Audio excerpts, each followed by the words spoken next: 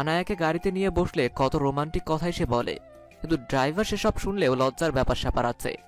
নিবরাস আবার লজ্জা পায় বেশি। সে আনায়ার বেশ লাজুক বর। তা আমাকে ছাড়া দিনকাল ভালোই যাচ্ছে বুঝি? আরে না, কি যে বলেন, একদম ভালো যাচ্ছে না। বুঝেছি, রোমান্স করার জন্য অপেক্ষা করে আছো। চলো আজকে রাতটা ছোট্ট একটা সারপ্রাইজের আয়োজন করি, তারপর না হয় মুখে লাগাম টানুন তো। আমি এমনই বউ। আচ্ছা চলুন, আজকে আমাদের বাড়িতে থাকবেন। না, মির্জা বাড়িতে চলো, কয়েকদিন থেকে আবার বাবার বাড়িতে চলে যেও। ঠিক আছে। নিবরাস মির্জা ভিলার দিকে গাড়ি ঘুরায়।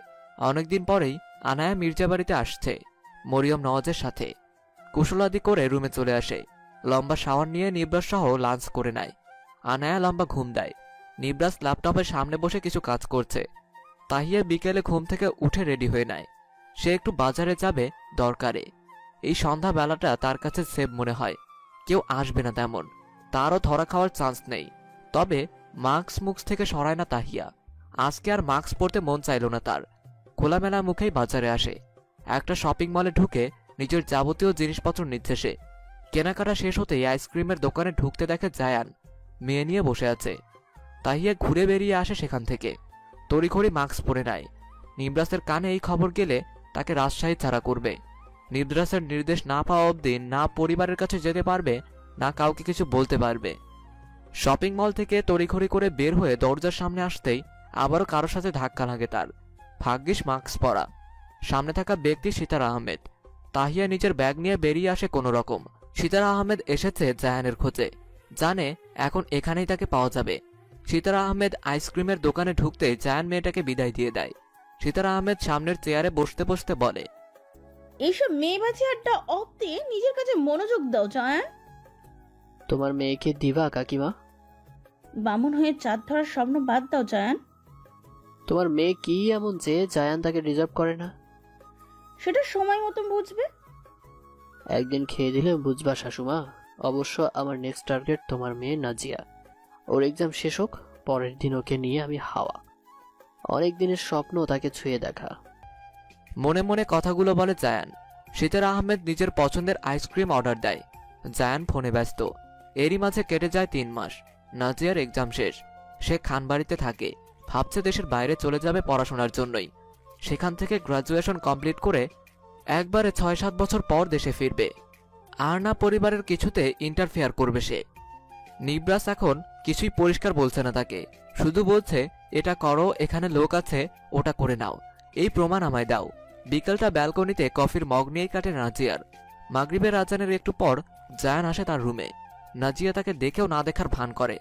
তখন জায়ান সোফায় বসতে বসতে বলে, আয়াত পাখি, চল ট্যুরে যাই আমরা। তোমার মন চাইলে যাও। আরে চলো, কাকিমাকে ম্যানেজ করার দায়িত্ব আমার। ক্যারেক্টারলেস কারোর সাথে আমি কোথাও যাই না ভাইয়া। আমার ক্যারেক্টার একেবারে পরিষ্কার সাদা কাপড়ে মোড়ানো আয়াত। তুমি চাইলে একটু আধটু ধুলাবালি ছোঁয়াতেই পারি। বেশি ফটর ফটর করা বন্ধ কর। জায়গা মতো একটা কিক মারলে না, তোর ভবিষ্যৎ একেবারে অন্ধকার। এত তেজ কোথা থেকে আসে তোর? তোর এত কারেন্ট শরীরে? আয়, আমার ফোনটা একটু চার্জ দিয়ে তোর কারেন্ট কমাবো। মুখ সামলে, তোর মুখ সামলে রাখ। শালা আমার মুখ একবার ছুটলে গর্ত থেকে কিছু না, এমনকি সাপও না, একেবারে অ্যানাকোন্ডা বের করে নিয়ে আসবো। আচ্ছা আমি গেলাম, সরি। কাউকে কিছু বলো না প্লিজ, আমি মজা করেছি। নাজিয়া সেসবে কান দেয়নি। জায়ানের দিকে তাকিয়ে বলে, গেট লস্ট, নেক্সট টাইম আমার রুমে আসতে হলে পারমিশন নিয়ে আসবি। আচ্ছা। জায়ান মাথা নিচু করে চলে আসে। নাজিয়ার রাগে শরীর জ্বলছে। সে খাটের উপর বসে আছে। জায়ানকে দেখেই বুঝে গিয়েছে বাজে মতলব আছে। জায়ান রুমে এসে খাটে একটা লাথি মারে, যার ফলস্বরূপ নিজের পায়েই ব্যথা পায়।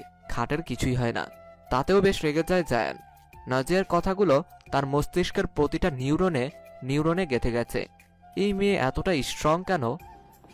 ওর পার্সোনালিটিতে যে কেউ প্রেমে পড়বে, কিন্তু যে কেউটা আসার আগে একে একবার হলো আমার বেড চাই। একবারে নিষ্পাপ একটা। জায়ান হাসে, বিকট শব্দ করে হাসে। নাজিয়ার একটা ছবি বের করে তার সর্বাঙ্গ খুঁটিয়ে খুঁটিয়ে পর্যবেক্ষণ করে জায়ান।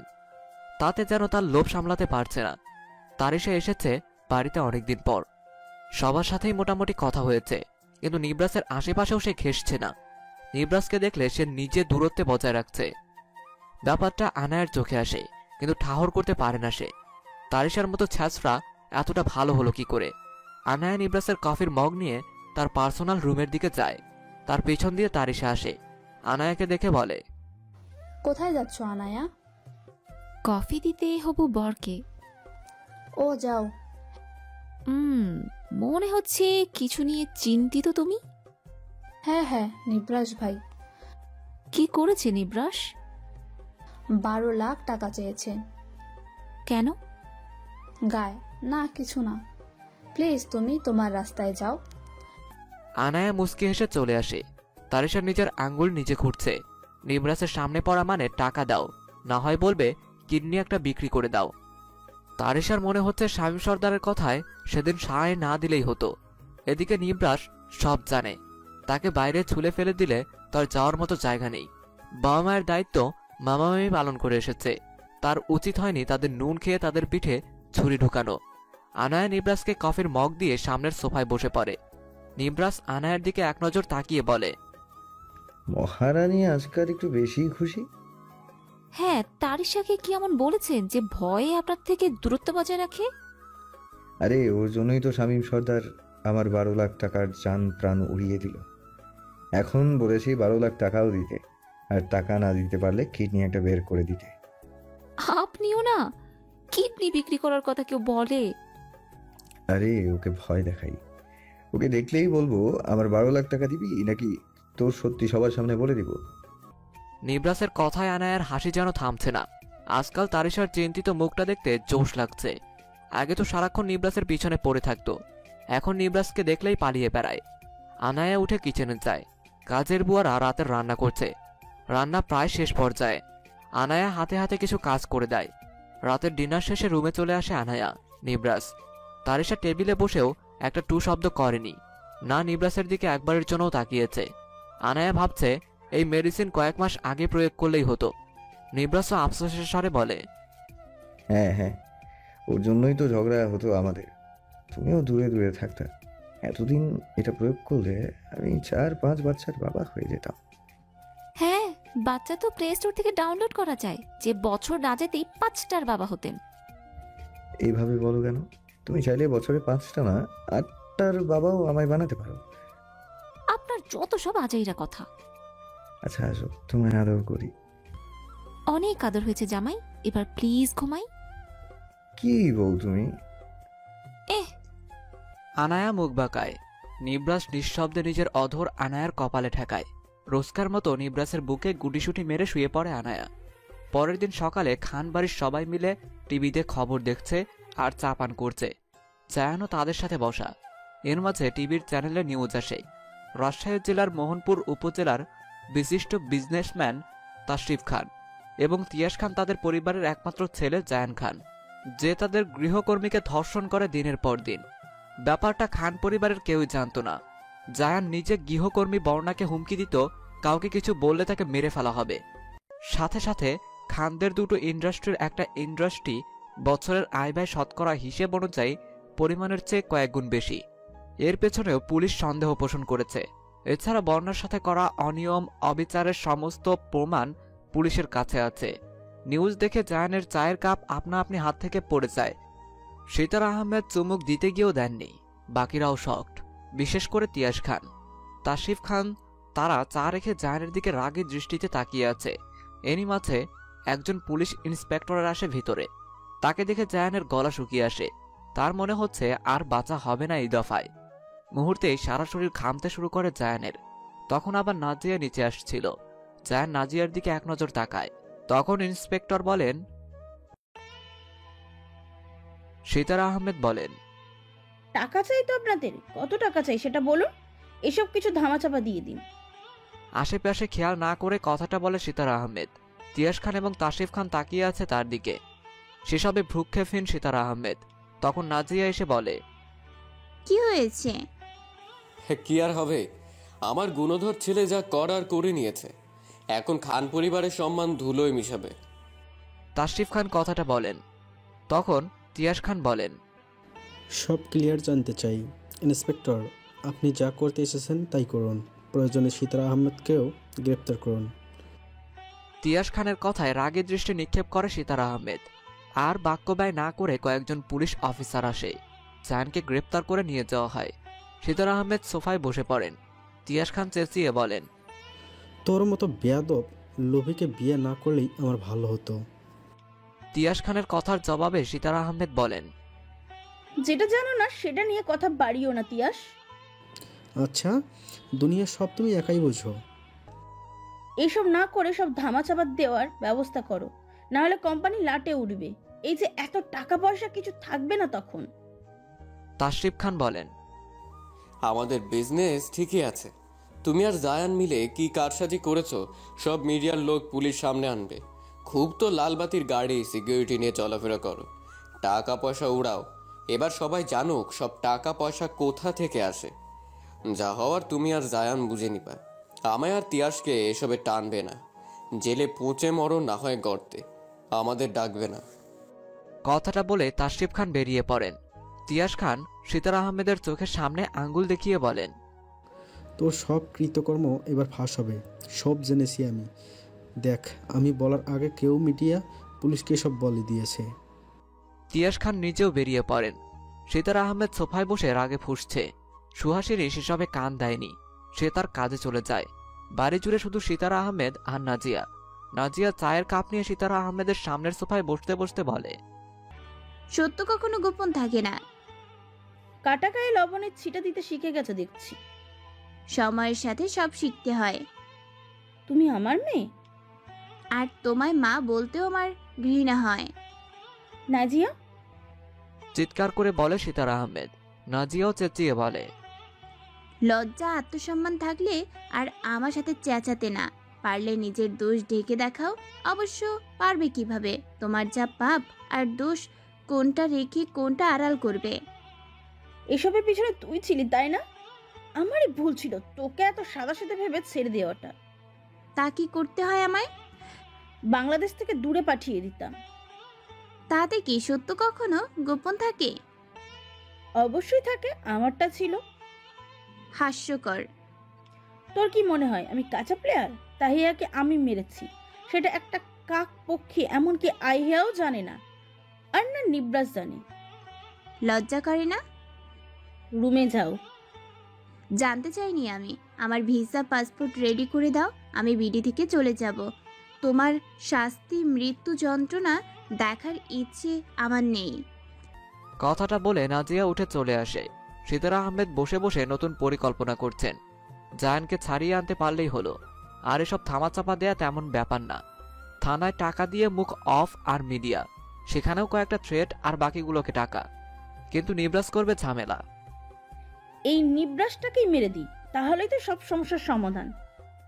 যেই ভাবা সেই কাজ। সিতারা আহমেদ ফোন হাতে গাড়ি নিয়ে বেরিয়ে পড়ে। আনায়াকে ভার্সিটিতে নিবরাস ড্রপ করে দিয়ে গেছে। আনায়া আজকে একটু বেশি খুশি। হুটহাট মনটা তার বেশ ভালো। সবচেয়ে বড় কথা, নিবরাস তার পাশে থাকলে তার সবই ভালো যায়। মাঝে মধ্যে শুধু মুড সুইংটা ভিলেন হয়। ক্লাস শেষ করে মারিয়ার সাথে অনেকক্ষণ কথাবার্তা বলে আনায়া রাস্তায় দাঁড়ায়। গাড়ি ফেলে চলে আসবে এমন সময় একটা কার এসে দাঁড়ায় তার সামনে। আনায়া উকি মারতেই একজন মধ্যবয়স্ক লোক বলে, স্যার পাঠিয়ে দিয়েছে গাড়ি। আপনাকে তো চিনলাম না, এর আগেও তো কখনো দেখিনি। চিনবেন না ম্যাম, আমি স্যারের পরিচিতই, তবে কয়েক মাস ঢাকায় ছিলাম, সেজন্য আমায় দেখেননি আপনি। আনায়ার ইতস্তত বোধ হয়। তখন ড্রাইভার বলে, স্যার আজ তো ওনার কাজ পড়েছে, সেই জন্য আমায় বলেছে আপনাকে নিয়ে যেতে। ও আচ্ছা, আগে বলবেন তো। আনায়া পেছনে উঠে বসে পড়ে। ড্রাইভার গাড়ি স্টার্ট দিয়ে কিছুটা সামনে এসে গাড়ি থামায়। আনায়া প্রশ্ন করে, গাড়ি থামালেন কেন? আসলে ম্যাম একটু বসুন, আমার পানির তৃষ্ণা পেয়েছে। গাড়িতে পানি নেই? না, সামনের দোকান থেকে নিয়ে আসছে। কথাটা বলে ড্রাইভার গাড়ি থেকে নেমে পড়ে। আনায়া আর কথা বাড়ায় না। তখন কোথা থেকে দুটো ছেলে এসে একজন ড্রাইভিং সিটে আরেকজন আনায়ার পাশে বসে পড়ে। আনায়া কিছু বলার আগেই তাকে ক্লোরোফর্ম দিয়ে অজ্ঞান করে দেয়। গাড়ি নিয়ে তারা চলে যায় তাদের গন্তব্যের উদ্দেশ্যে। নিবরাজ ভার্সিটিতে এসে আনায়াকে পায় না। তার একটু লেট হয়ে যায়। ভেবেছে আনায়া হয়তো চলে গেছে রিকশায় করে। নিবরাজ তো গাড়ি নিয়ে বাড়িতে চলে আসে। মরিয়ম নওয়াজকে আনায়ার কথা জিজ্ঞেস করলে জানতে পারে আনায়া এখনো ফিরেনি। নিবরাজ ভেবেছে তার বাড়ি চলে গেছে, কিন্তু আজকে আনায়ার মন মেজাজ ভালো ছিল, রাগ করে তো যাবে না। নিবরাজ চিন্তিত হয়ে জিয়াউর রহমানকে কল করলে সে জানায় সে অফিসে সঠিক জানে না। নিবরাজ আনায়ার ফোনে কল করে, রিং হয় তবে কেউ রিসিভ করে না। কিছুক্ষণ এদিক ওদিক খোঁজ করার পর নিবরাজ বেরিয়ে পড়ে আনায়াদের বাড়ির উদ্দেশ্যে। খুব দ্রুত সেখানে পৌঁছালে দেখে বাড়ির মেইন ডোরে তালা ঝুলানো। দারোয়ানকে জিজ্ঞেস করলে জানায় কেউ আসেনি। পরাগ, রোহিত তারা খোঁজখবর চালাচ্ছে, থানায় ইনফর্ম করে দিয়েছে। আরও ঘন্টা তিনেক পর আনায়ার ফোনে কল দেয়। এবার কলই ঢুকছে না। নিবরাজ চিন্তিত হয়ে পড়ে। সে যে চাল চেলেছে সেটাই না নিজেই গুটি হয়ে বসে পড়ে। কিন্তু কিভাবে সম্ভব? সে তো সব আড়াল করেছে, কেউই জানে না এসবের পেছনে কে আছে। নাজিয়া জানবে, কিন্তু সে কাউকে বলবে না। নিবরাজের মাথা কাজ করছে না। সিটে হেলান দিয়ে বসে আছে। তার সামনে ড্রাইভারের সাথে রোহিত বসে আছে। নিবরাজকে এভাবে পড়ে থাকতে দেখে রোহিত বলে, স্যার কিছু ভাবুন, আমরা আর কোথায় খোঁজ করব আর কাকে সন্দেহ করব? 5 ঘন্টা হয়ে গেছে, আনায়া নিখোঁজ। আমার মাথা কাজ করছে না। হাট কাজ করো তো স্যার। সেটাও বন্ধ করে দিচ্ছে আস্তে আস্তে। ডাক্তার ডাকবো স্যার? না, তোমার ম্যামকে ডেকে আনো প্লিজ। ও ছাড়া কেউই আমার অসুখ ভালো করতে পারবে না। নিউজ হচ্ছে এমপির বউ নিখোঁজ। 5 ঘন্টা হলো তার খোঁজ মিলছে না। ব্যাপারটা খুব তাড়াতাড়ি চারদিকে ছড়িয়ে পড়েছে। নাজিয়ার কানেও খবরটা আসে। সে আর দেরি করেনি, তার মায়ের খোঁজে বেরিয়ে পড়ে। তার মাই একমাত্র আনায়ার খোঁজ দিতে পারবে। বাড়িতে সে ছাড়া কেউ নেই। সবার ফিরতে রাত হবে। নাজিয়া নিজেও রেডি হয়ে বেরিয়ে পড়ে তার মায়ের উদ্দেশ্যে। নিবরাজের সাথে একবার কথা হয়েছে, অনেকটা চাপে আছে সে। নাজিয়া সিএনজিতে বসে ভাবছে কে হতে পারে। জায়ান তো জেলে, আর সিতারা আহমেদ কখনো আনায়ার ক্ষতি করবে না। তাহলে শামীম সর্দার? সে তো এইসবে আপাতত নেই, কারণ যা করার জায়ান করবে। তারপর সে তার এমপি হওয়ার শখ পূরণ করবে কোনোভাবে। সেই হিসেবে নিবরাসের ওপর অ্যাটাক হওয়ার কথা, কিন্তু না, সম্পূর্ণ বিপরীত হয়ে গেল। তাহলে কি আহিয়া তার ক্ষোভ নিবরাসের উপর, আনায়ার উপর না? তাহলে আনায়া মাঝখান থেকে নিখোঁজ হলো কেন? নাজিয়া পুনরায় নিবরাজকে কল করে বলে ভার্সিটির গেটের কাছের সিসিটিভি ফুটেজ চেক দিয়ে। যেই রাস্তা দিয়ে গাড়ি গিয়েছে সেই রাস্তা, গাড়ির নাম্বার, লোকেশন ট্র্যাকিং করতে। নাজিয়ার কথায় নিবরাজের যেন হুঁশ ফিরে আসে। আর দেরি না করে সিসিটিভি ফুটেজ চেক দিতে বলে। সেখানে দেখা যায় সাদা রঙের কার এসেছিল, যেখানে আনায়া কিছু কথা বলছিল ড্রাইভারের সাথে। গাড়ির নাম্বার তেমন বোঝা যায় না, তবে যতটুকু বোঝা যায় সেটা দিয়ে খোঁজ নেওয়ার চেষ্টা করছে। নিবরাজ নাজিয়াকে পুনরায় কল করতেই তার ফোনে রিং হয়, কেউ রিসিভ করে না। নিবরাজ ঘাবড়ে যায়, নাজিয়ার আবার কি হলো? অনবরত কল দেওয়ার পর ফোন সুইচ অফ দেখায়। আনায়াটা যা নাজিয়ার তো কিছুই জানলো না নিবরাজ। কোথায় যাচ্ছে, কোন রাস্তা দিয়ে যাচ্ছে কিছুই জানে না সে। এই মুহূর্তে নিবরাজের নিজেকে অনেকটা পাগল পাগল লাগছে। সিতারা আহমেদের কানে খবর আসে নাজিয়াকে খুঁজে পাওয়া যাচ্ছে না। মুহূর্তেই চল শক্ত করে নেয় সিতারা আহমেদ। নিশ্চয়ই নিবরাজ কলকাঠি নাড়ছে। এই নিবরাজ তাকে দমাতে এখন তার ছোট মেয়েকে কিডন্যাপ করিয়েছে। সে তো শুনেছে আনায়াকে খুঁজে পাওয়া যাচ্ছে না। হয়তো নিবরাজ ভাবছে সিতারা আহমেদ তাকে সরিয়ে রেখেছে। তবে নিবরাজকে মারার জন্য লোক লাগিয়ে দিয়েছে সিতারা আহমেদ। জায়ানকে ছাড়িয়ে আনার জন্য কাজ চালাচ্ছে, কিছুতেই কাজ হচ্ছে না। ঘুষও নিতে চাচ্ছে না পুলিশ। সিতারা আহমেদের মাথা কাজ করছে না, কাকে ধরবে কাকে ছাড়বে কিছুই মাথায় আসছে না তার। নাজিয়া কোথা থেকে উধাও হয়েছে সেসবের পেছনেও খোঁজ লাগিয়েছে সিতারা আহমেদ। এদিকে তার হাজবেন্ড আর ভাসুর দুজনেই ক্ষিপ্ত, তাদের কাউকে সিতারা আহমেদ পাত্তা দিচ্ছে না। নিবরাজ গাড়ি নিয়ে এদিক ওদিক ছোটাছুটি করছে, নাজিয়াকেও খুঁজে পাচ্ছে না সে। সিসিটিভি ফুটেজ অনুযায়ী সে রাস্তায় গেলেও কিছুই মেলেনি প্রমাণ, আর না আনায়াকে পেয়েছে। পুরো মোহনপুর উপজেলায় খোঁজ করা হচ্ছে, কেউই খোঁজ মেলাতে পারেনি। আনায়াকে নিয়েছে, কোনো কল আসেনি। কারা নিল বা কি চায়? জায়ান তো জেলে, তাহলে কে? হুট করে শামীম সর্দারের কথা মাথায় আসতে নিবরাজ শামীমের খোঁজে ছোটে। রোহিত নিবরাজকে বাধা দিয়ে রাখার চেষ্টা করছে। হুটহাট ট্রাকের মাথায় কিছু হয়ে গেলে সমস্যা। এমনিতে অনেক ঝামেলা যাচ্ছে। শামীম সর্দার চেয়ারে বসে হুঙ্কার ছেড়ে সবাইকে গালি দিচ্ছে। আনায়াকে তাদের থেকে অন্য কেউ কেড়ে নিয়ে গেছে। শামীম তো প্ল্যান করেই আনায়াকে কিডন্যাপ করেছে। এটা অনেক আগে জায়ান সহ পরিকল্পনা করে রেখেছিল, কিন্তু তাদের থেকে অন্য কেউ কেড়ে নিয়েছে আনায়াকে। এখন শুধু আহিয়ার আসার অপেক্ষা। আহিয়া আসতে লেট করেছে, এতেই শামীম সর্দারের রাগের শেষ নেই। আহিয়া গুডাউনে আসতেই শামীম সর্দার তাকে দেখে বিশ্রী কয়েকটা গালি দেয়। আহিয়া তখন রিয়াক্ট করেনি। তখন শামীম সর্দার বলে, এখন আসার সময় হয়েছে, সীতারাকে খবর দে। তাকে এসবে টেনে কি হবে? তোর মুখ বেশি চলে। আনায়াকে কিডন্যাপ করতে গিয়েও পারলি না। তোদের মতো গাধা দুটো নেই, তোদের থেকে অন্য কেউ কেড়ে নিয়ে গেছে।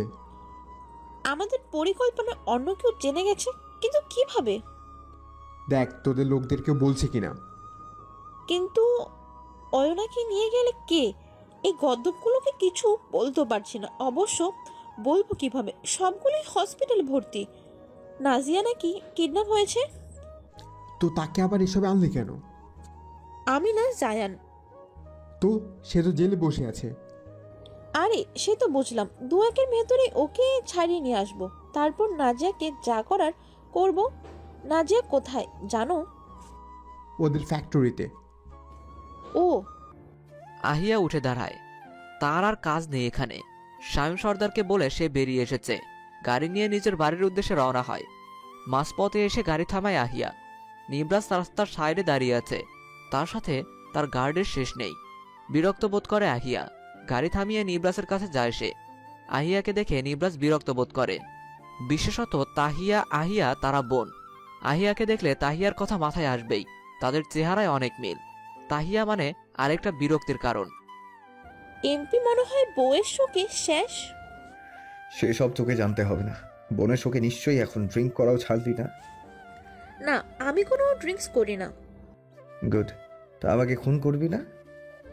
করব। এই তো মাত্র শুরু। তোর বউ, তারপর তোর ভাগ্নি, তারপর মা বাবা, বোন। তোকেও খুন করতে এদেরকে নিতে পারি আমি। অবশ্য ভাবছি তোকে খুন করতে ওদের কেন জীবন নিব। ফালতু। গোলাম এমপি, বসে বসে মুড়ি খাও। বউকে তো এই জীবনে পাবে না। নিবরাজ চোখ মুখ শক্ত করে নেয়। আহিয়া যেতে গাড়িতে উঠে বসে নিবরাজ। সে গাড়ির উদ্দেশ্যে রওনা হয়।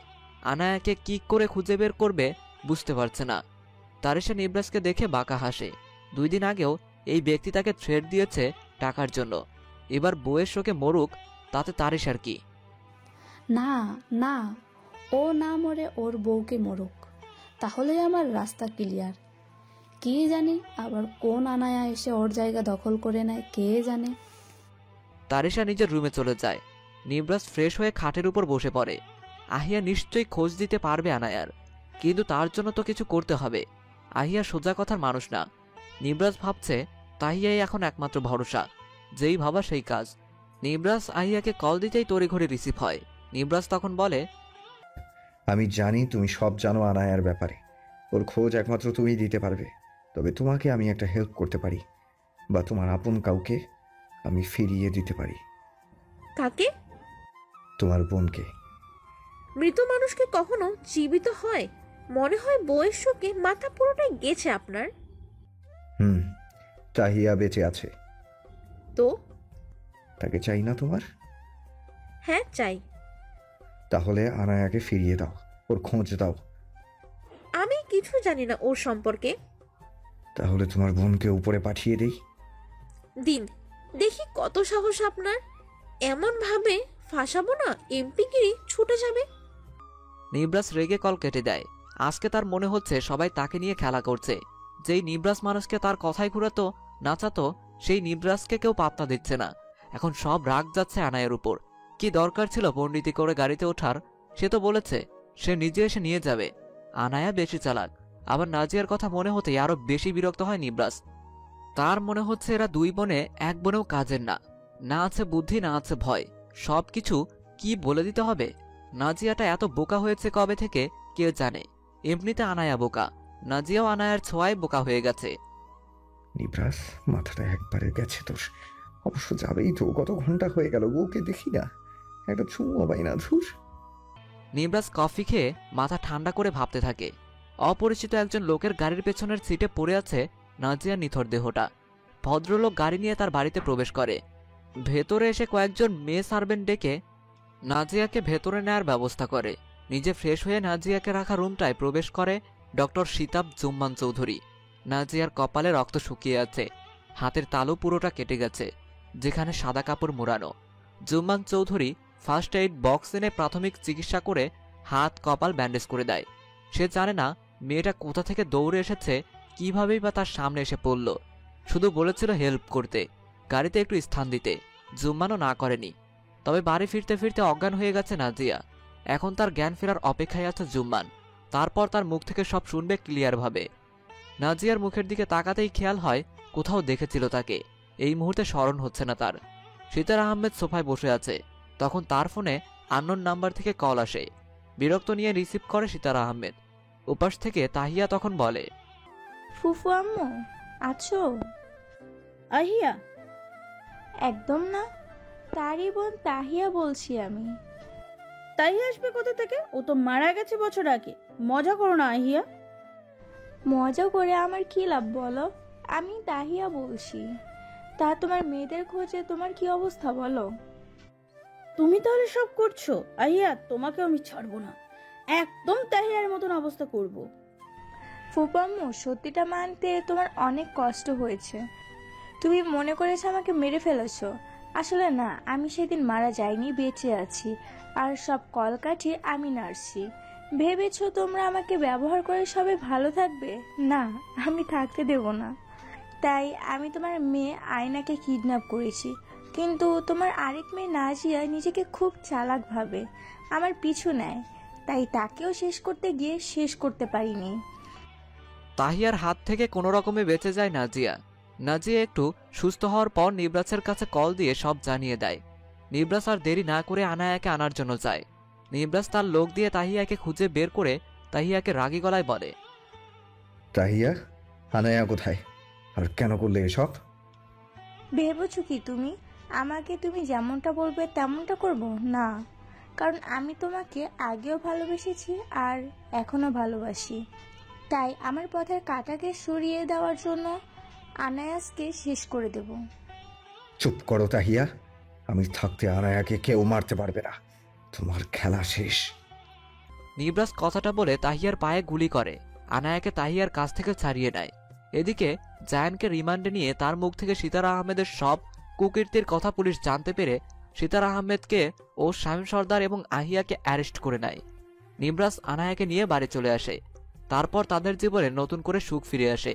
তারা হারিয়ে যায় দুজনের সুখের রাজ্যে।